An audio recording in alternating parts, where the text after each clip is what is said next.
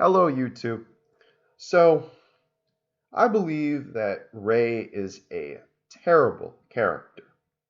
Um, in the beginning of The Force Awakens, when we see her, there is an attempt to have the character be portrayed as a kind of a scavenger.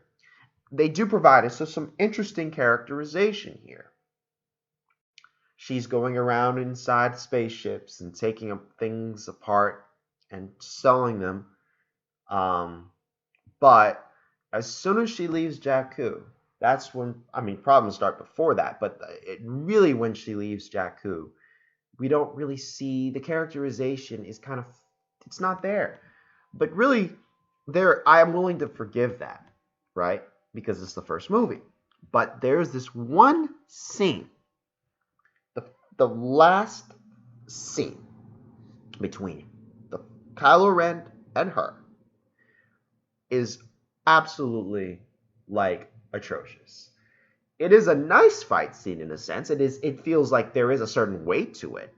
Don't get me wrong about that. There is something that I like about the fight scene. But if you look at The Force Awakens in isolation, of course, it's a good fight scene. But if you connect it with what we are going to see later on, it's pretty much the scene that pretty much ruins the whole sequel trilogy.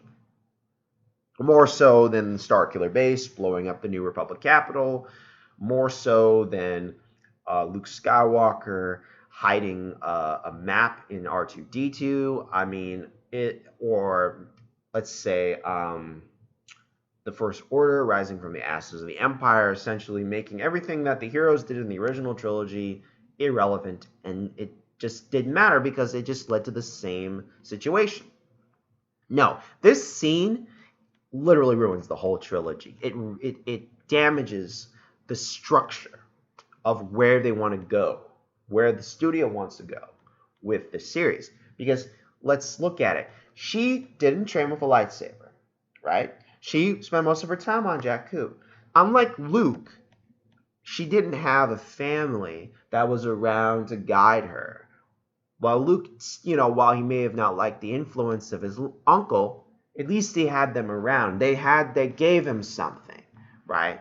They gave him some degree, they gave him a home. What did Rey have? Not much. She was isolated. She didn't have a family in the same way. Her parents had left her when she was young. She had to fend for herself. Understandable. However, that does not mean that she can just wield a lightsaber with no training. Now, one could say, well, she was given these powers, right, from the Force. But I say, well, what about Anakin? Anakin was a prodigy, but that doesn't mean that he could beat Count Dooku even after 10 years of training with Obi-Wan. Between The Phantom Menace and Attack of the Clones, he could not beat Count Dooku. Now, he got better in the 3 years between Attack of the Clones and Revenge of the Sith, and he managed to beat Dooku, but mainly because he used the dark side. But here's the thing. At least there was a progression there. Anakin was getting better in his ability to fight and use the Force in a way that he could not do when he was only a Padawan with under Obi-Wan's wing. So the thing is that we can have powerful characters, but we have to see a sense of progression with them. With Rey, there is no sense of progression. How much training did she actually get? None before that scene. She's able to beat this guy who's probably been training to be some kind of a Force user for most of his waking life. So, how is she able to beat him? Maybe she could have, maybe instead of what they showed in the film, maybe they could have had her surprise him. Maybe like how Luke was able to get that one hit on Vader in The Empire Strikes Back. But they didn't do that. Instead, she's able to fundamentally beat him. And it's terrible. It's absolutely terrible because it robs Kylo Ren of his ability to be intimidating, and two, it robs Rey's ability to grow. If she's just beat one of the strongest guys, one of the strongest Darksiders, um, where's the challenge for her? Like, what motivates Ray to do something? It just seems like these vague kind of like, well, why does she want to fight for the resistance? Why does she want to do this? There's no sense I get from Ray that she's her own being. With Luke, you get a sense he wants adventure. He wants to leave the homestead. He wants to leave the farm. He wants to achieve something. Okay? And when he goes to the rebellion, you can see his heart's in it. What does Ray do? She doesn't do much. What's her purpose in this organization? I don't see it. Does she understand the gravity of what's happening? Does she understand what's going on? If she was isolated on Jakku, then what does this conflict between the Resistance and the First Order mean to her? We don't get that. So the fight scene is, you see that the thing is that when she closes her eyes and all of a sudden she becomes all powerful, it's like, how did that happen? Why did that happen? How did she manage to do that with no training? Anakin had to train, and you see the thing about Anakin's story is far more like, this is what's so infuriating about this to me, is that yeah, the prequels were not perfect, but at least we have an arc for Anakin Skywalker going to become Darth Vader, then redeeming himself at the end of Return of the Jedi. So it's not a perfect story, but we do get a sense of progression for that character. So when Darth Vader dies at the end of the Return of the Jedi, well, what was his sacrifice for? Why did he do it? If what he did was in vain, then that damages the whole structure of the Star Wars saga. You may say, well, I mean, the movies themselves are like poetry, as George Lucas said, and the sequel trilogy movies are damaging that rhyme. They're damaging the rhyme. Their movies are entertaining. I understand that, but they are doing they're disgracing the legacy. We have our heroes having to actually struggle. Luke Skywalker having to have his arm cut off, having to lose to Vader, having to see his friends be killed by Vader, being captured by Jabba the Hutt. What do we see with Rey? What do we see with Rey other than Han Solo dying? But she wasn't, and the thing about it is that she didn't even grow up with Han Solo. She didn't spend time with him. So the thing is that with Rey, it's like she's just a Mary Sue character, and I really mean that. You know, she is a flat, boring character. There isn't a sense that I get that there's real progression. Okay, let's provide another example here. Let's look at a character like Bastila Shan, right? You may not be familiar with her if you haven't really played these games, but in Knights of the Old Republic, which takes place about maybe 3,000 to 5,000 years before the events of A New Hope, essentially there's a Jedi Civil War, and some Jedi flee the Jedi Order to join with a bunch of renegade Jedi who are forming a new kind of Sith Order.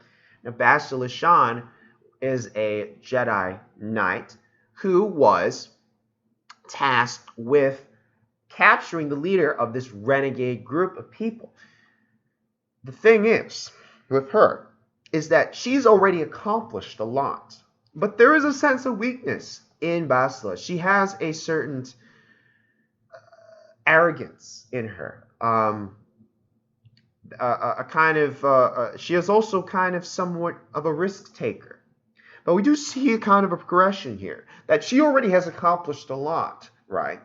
She's already gone through a lot of training. But the story doesn't end there. So she does eventually fall to the dark side. And it has a lot of mixture to do with kind of conflicting these contradictions in Bastila. this kind of desire for justice, but there's this kind of impulse that leads to the usage of imbalancing one's emotions towards the pursuit of the purification of the Jedi Order. This causes an imbalance that is manipulated by dark siders in order for her to turn. This this is character. This is what characters do. This is what happens to characters. What happens to Rey is essentially a statement about how, in this current political climate, we need to have a message. But compared to movies of the past, this message is very poorly done. It's very clumsy.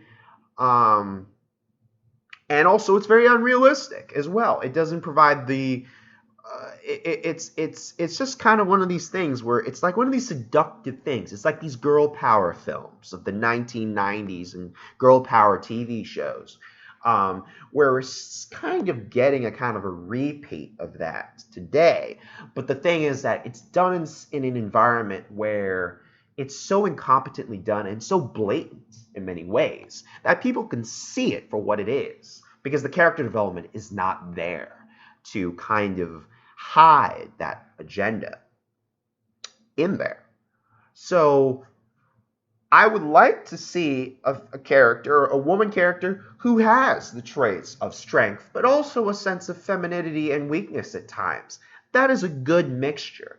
What Rey shows is that she's merely nothing more than a puppet in the grand scheme of things. That, well, you have to be born with it in order to be great. You don't have to train for it. You don't have to struggle for it. So by beating Kylo Ren, I mean, the thing is, well, how should have the fight gone? I mean, if it had gone exactly the way it had in the beginning, where she was losing and she only barely managed to escape, that would have been great. But instead, she managed to beat him. Where is the conflict that's going to continue? The only conflict is one that's been essentially, it's all staged. It's all, it feels like it has been staged in many ways. It doesn't feel like a conflict that's real. It's like the resistance is trying to find a purpose to exist, so they must attack the First Order. And the First Order is going way out of their way to be as, I would say, destructive as they can in order to, in fact, maybe turn people against them in a certain way so that they can have a conflict that is so destructive it damages everything. But it's like, it's all nihilistic. It's like, what is it that the resistance is really fighting for? They're going out of their way to start conflict. Well, and the First Order is also doing that. There doesn't seem to be any greater ideals. It's like, why is Rey fighting for the resistance, honestly?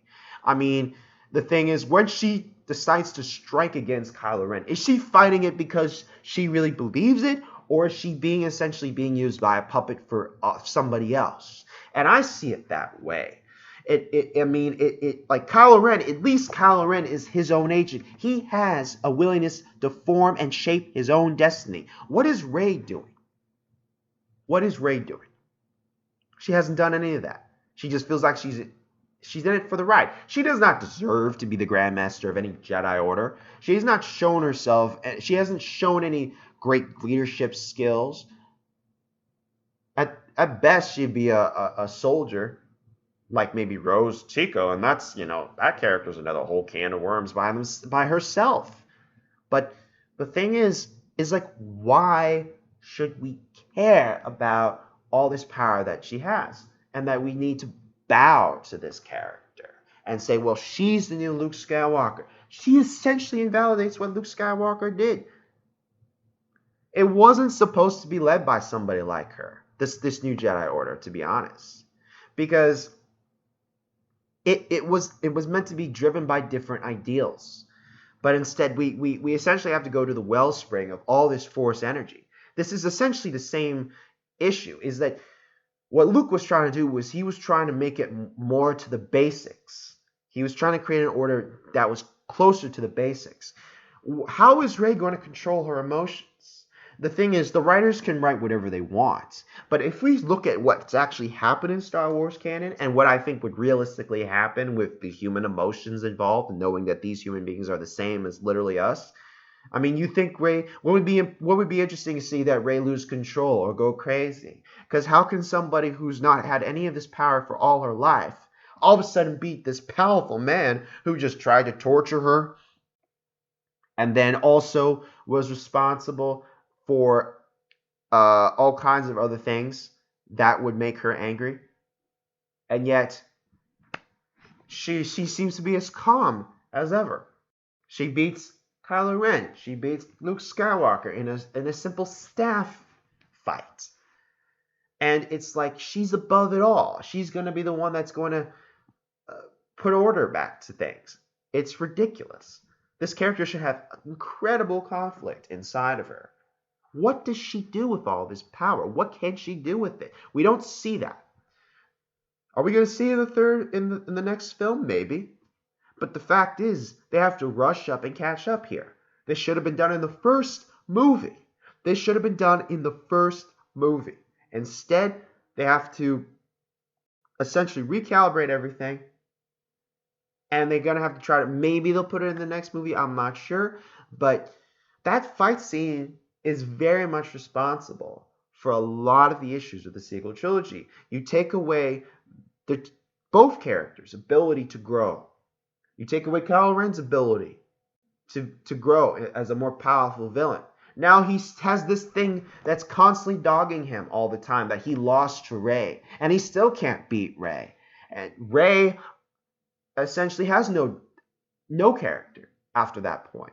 She's essentially a repository for a certain political agenda that's infecting all kinds of movies. If you look at movies, for example, if you look at what happened with Princess Leia, she was a strong character, but she had femininity. She had a willingness to help people. And she could be arrogant, but she had this inner self of respect for others, but a strength, but not letting it go out of control. You could tell that she was a real person. Rey is not. And that is really the problem with this trilogy.